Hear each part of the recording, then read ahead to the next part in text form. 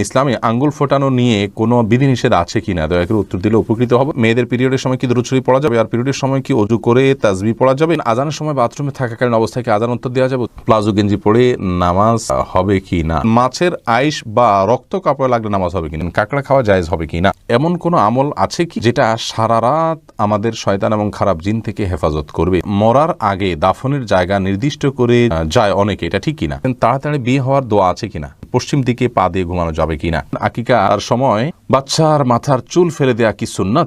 গোসল করার পরিস্থিতি না থাকলে ওযু করে ফরজ নামাজ আদায় করা যাবে কি না? কোন পুরুষের স্ত্রী মারা গেলে বা ডিভোর্স হয়ে গেলে সেই পুরুষ কতদিন পরে আবার নতুন করে বিবাহ করতে পারবে? মেয়েরা কবর জিয়ারত করতে পারবে কিনা? মেয়েদের চুল কাটার বিধান কি, কতটুকু কাটা যাবে? এমন কোন আমল আছে কিনা যেটা করলে রিজিকের ব্যবস্থা হবে? তাহলে চলে যাচ্ছি আপনাদের জিজ্ঞাসার জগতে। মঞ্জুরা সুলতান আপনি জানতে চেয়েছেন মেয়েদের পিরিয়ডের সময় কি দরুদ শরীফ পড়া যাবে? উত্তর হলো পড়া যাবে। আর পিরিয়ডের সময় কি ওযু করে তাসবিহ পড়া যাবে? ওযু জরুরি না, আপনি বিনা ওযুতেও তাসবিহ পড়তে পারবেন এবং দরুদ পড়তে পারবেন, কোনো অসুবিধা নেই। ইসরাত বর্ণা আপনি জানতে চেয়েছেন আজানের সময় বাথরুমে থাকাকালীন অবস্থায় কি আজান উত্তর দেওয়া যাবে? উত্তর হলো না। বাথরুমে যেহেতু আল্লাহর নাম নেওয়া এবং জিকির করা হাদিসে নিষেধ রয়েছে, অতএব আপনি বাথরুমে বসে এই কাজটি করতে পারবেন না, বরং সেখানে বসে যথাসম্ভব আপনি মনে মনে জিকির করতে পারেন।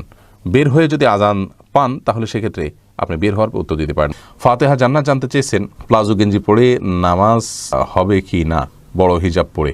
হিজাব যদি উপরে বড় পরা থাকে তাহলে সেক্ষেত্রে নামাজ হয়ে যাবে, এতে কোনো সন্দেহ নাই। কিন্তু প্লাজো গেঞ্জি কি সেটা তো আমার আসলে জানা নেই। প্লাজো পাজামা আমি চিনি, সে বিষয়ে আমাদের বক্তব্য আছে। ঘরে প্লাজো গেঞ্জি পরলে গুনাহ হবে কিনা, যেহেতু এটার ধরনটাই আমার জানা নেই, ইনশাআল্লাহ এটা আমরা নোট নিচ্ছি, এই সম্পর্কে আমরা জানতে পারি, আমাদের জানানোর চেষ্টা করবো আপনাদেরকে ইনশাআল্লাহ। তাসলিমা আক্তার জানতে চেয়েছেন মাছের আইশ বা রক্ত কাপড়ে লাগলে নামাজ হবে কিনা? মাছের রক্ত কাপড় লাগলে না হবে না, এটা শরিয়ার দৃষ্টিকোণ থেকে এটা আসলে রক্ত নয়। অতএব এই রক্ত যদি আত্মাচারা প্রবাহমানও নয়, বিধায় এই রক্ত কাপড়ে লাগলে নামাজ হবে, কোনো অসুবিধা নেই। আইশ লাগলে তো হবেই, কোনো অসুবিধা নেই। লুৎফুর আনোয়ার জানতে চেয়েছেন কাঁকড়া খাওয়া জায়েজ হবে কি না? কাঁকড়া খাওয়া জায়েজ হওয়া না হওয়া নিয়ে ওলামায়ে কেরামের মধ্যে পার্থক্য আছে, ইমামদের মধ্যে পার্থক্য আছে। ইমাম আবু হানিফার মতে এটি মাকরুহ, অন্যান্য অনেক ইমামের মতে এটি সম্পূর্ণ জায়েজ আছে, কিন্তু হারাম কারোর মতে না। সাবেদ পপি আপনি জানতে চেয়েছেন এমন কোনো আমল আছে কি যেটা সারা রাত আমাদের শয়তান এবং খারাপ জিন থেকে হেফাজত করবে? সূরা বাকারার আপনার আয়াতুল কুরসি যেটি আছে সেটি আমাদেরকে শয়তান থেকে ইনশাআল্লাহ নিরাপদে রাখবে। এছাড়া 3 কুল সূরা ইখলাস, সূরা ফালাক, সূরা নাস 3 বার রাতে পড়ে শুইবেন, ইনশাআল্লাহ শয়তান থেকে আল্লাহ তাআলা আপনাকে আশ্রয় রাখবেন। আয়াতুল কুরসি পড়ে ফু দিয়ে পুরো শরীর মুছে তারপরে শুবেন। মাহমুদুল হাসান লিজন জানতে চেয়েছেন পশ্চিম দিকে পা দিয়ে ঘুমানো যাবে কিনা? কেবলার দিকে পা দিয়ে ঘুমানো যাবে কিনা? পশ্চিম দিকে বলতে আমাদের জন্য পশ্চিম দিকে, কিন্তু যারা পশ্চিমা দেশগুলোতে আছেন তাদের জন্য অন্য কোনো দিকে হবে। অতএব যে যেখানে আছেন তার জন্য কেবলার দিকে পা দিয়ে ঘুমানো যাবে না, এলো প্রশ্ন। এই প্রশ্ন উত্তর হলো যে কোনো হাদিসে আসলে কেবলার দিকে পাও দিয়ে ঘুমাতে নিষেধ করা হয়েছে এরকম কোনো হাদিস কিন্তু নেই, পাই না আমরা। অতএব কেবলার দিকে পা দিয়ে ঘুমানো মৌলিকভাবে কোনো হাদিসে নিষিদ্ধ কোনো বিষয় নয়। তবে যেহেতু কেবলা সেদিকে আছে, আমার কাছে যদি খারাপ লাগা কাজ করে কেবলার প্রতি শ্রদ্ধার জায়গা থেকে, তাহলে সেক্ষেত্রে অন্যদিকে আমি পা দিয়ে শোলাম, সেটা ভালো, উত্তম।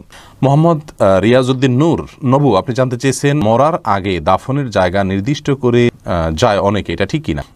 এটা আপনার এই অর্থে ঠিক যে যদি আমি শহরে মারা যেতে এখানে দাফন করিও, অমুক কবরস্থানে দাফন করি বলা যেতে পারে, কিন্তু তার লাশ যদি অন্য কোথাও তিনি মারা যান তাহলে লাশকে সেই জায়গায় দাফন করার জন্য নিয়ে যাওয়া সঠিক নয়, এবং এভাবে বলে যাওয়া সঠিক নয়। অতএব যদি কেউ কম বলে যান যে আমি যেখানে মারা যাই না কেন লাশ আমার অনুযায়ী দাফন করবে, সেটা সঠিক নয়। কিন্তু যদি বলেন যে আমি এই শহরে মারা গেলে বা এখানে মারা গেলে আমাকে অমুক জায়গায় দাফন করবে, তাহলে এরকম আর্গুমেন্ট পেশ করাতে সমস্যা নেই। সাউদ আর সুরাইম আইডি থেকে আপনি জানতেছেন তাড়াতাড়ি বিয়ে হওয়ার দোয়া আছে কিনা? না ভাই, তাড়াতাড়ি বিয়ে হওয়ার জন্য আসলে বিশেষ কোনো দোয়া নেই। তবে সূরা ফুরকান আয়াত নম্বর 74 রব্বানা হাবলানা মিন আজওয়াজিনা, এই রব্বানা থেকে আয়াতের শেষ পর্যন্ত এটুকু বিভিন্ন সময় বারবার করে পড়বেন, বিনা ওযুতেও পড়তে পারেন, কোনো নির্দিষ্ট সংখ্যায় নাই, বিশেষ করে পড়বেন। এখানে আল্লাহর কাছে নেককার জীবন সঙ্গী পাওয়ার জন্য দোয়া রাখা হয়েছে, আপনি সেটা পাঠ করতে পারেন। কিন্তু স্পেসিফিকলি কোনো আমল নাই যেটা আমল করলেই আপনার দ্রুত বিয়ে হয়ে যাবে। আপনি উপার্জন করবেন, অভিভাবকদেরকে বোঝাবেন, এবং কোন পরিস্থিতি আপনার কী করণীয় কোনো আলেমের কাছ থেকে ডিরেকশন নিয়ে আপনি ডিসিশন নেবেন, ইনশাআল্লাহ বিদিনিল্লাহ আল্লাহর বলে আমি সহজ করে দিবেন। সুলতানা পারভিন জানতে চেয়েছে আকিকা আর সময় বাচ্চার মাথার চুল ফেলে দেয়া কি সুন্নাত?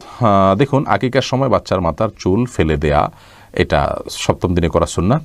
আজকাল ডক্টরগণ নিষেধ করেন এবং এটাকে তারা ক্ষতিকর মনে করেন। ডক্টরগণ সব কিছু তারা বুঝে ফেলবেন এমনটি নয়। বিজ্ঞান চলমান একটি বিষয়, অর্থাৎ বিজ্ঞানের যে বিভিন্ন ধারণা এগুলো আপনার পরিবর্তন হতে থাকে এবং পরিবর্তন হওয়াটা একটা চলমান ইস্যু।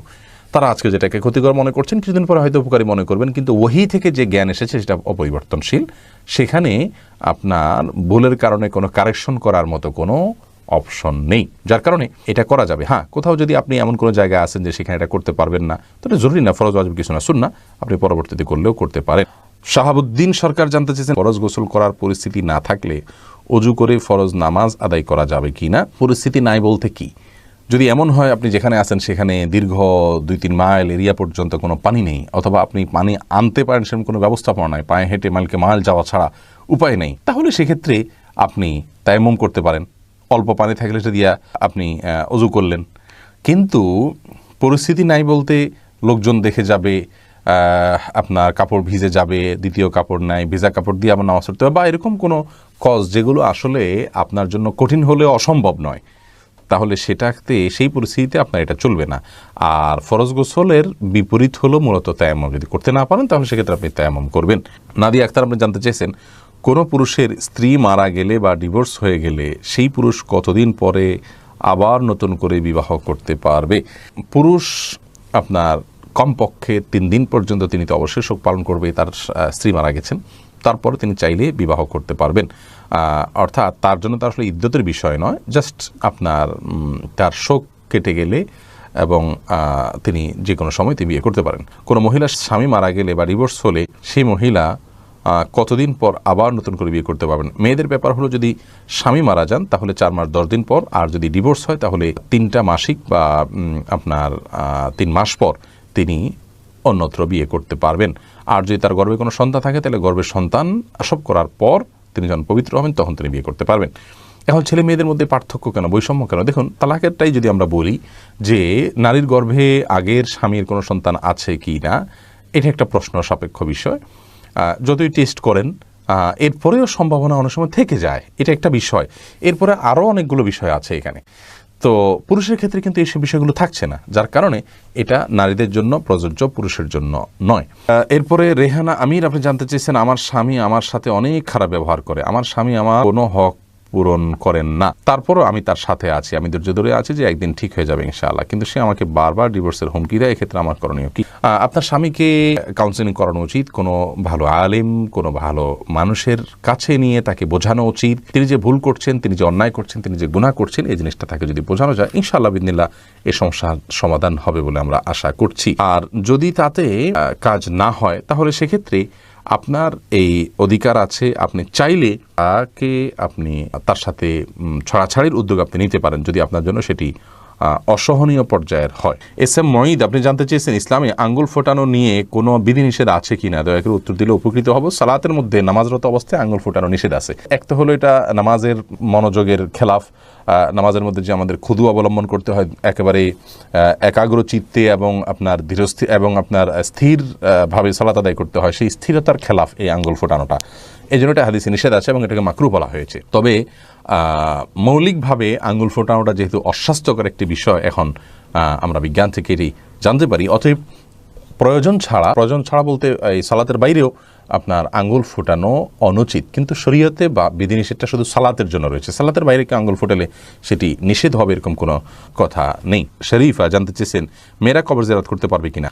না বোন, বিশেষ করে একটা হাদিসে আছে যে নবী সাল্লাল্লাহু আলাইহি সাল্লাম যারা অনেক বেশি মহিলাদের মধ্যে কবর জিয়ারত করে তাদের উপরে ভর্ৎসনা করেছেন। তো এই হাদিস থেকে কেউ বলেছেন যে অনেক বেশি না করলে মাঝে মধ্যে গেলে জায়েজ আছে, কিন্তু বেশিরভাগ উলামায়ে কেরামের মত হলো, সংখ্যাগরিষ্ঠ উলামায়ে কেরাম কোরআন হাদিসকে অ্যানালাইসিস করে যেটি বলেছেন, যে মতটি ব্যক্ত করেছেন তা হলো মেয়েরা কবর জিয়ারত করবেন না। তবে কবরের অদূরে পাশে, ওয়ালের পাশে দাঁড়িয়ে তারা আপনার তাদের প্রিয়জনের জন্য দোয়া করা, সালাম পেশ করা, এগুলো করতে পারেন, কিন্তু কবরস্থানে তারা প্রবেশ করবেন না।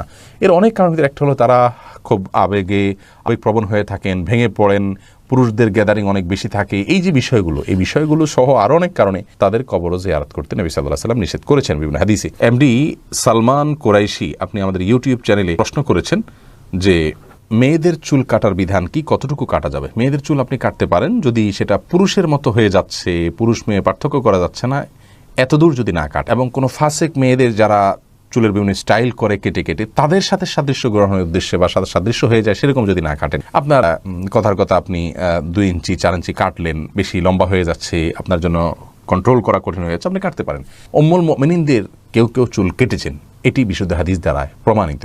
অতএব এইটুকু আপনি কাটতে পারেন, কিন্তু কাটতে কাটতে যদি একেবারে পুরুষের মতো করে ফেলেন তাহলে সেটা উচিত নয়, কারণ পুরুষের সাথে সাদৃশ্য গ্রহণকারী নারীদের প্রতি আল্লাহ লানত বর্ষিত হয়েছে। ঠিক একইভাবে মেয়েদের সাথে সাদৃশ্য গ্রহণকারী পুরুষদের প্রতিও আল্লাহ তাআলার লানত বর্ষিত হয়েছে। এমনি সুজন আহমেদ জানতে চেয়েছেন এমন কোনো আমল আছে কিনা যেটা করলে রিজিকের ব্যবস্থা হবে।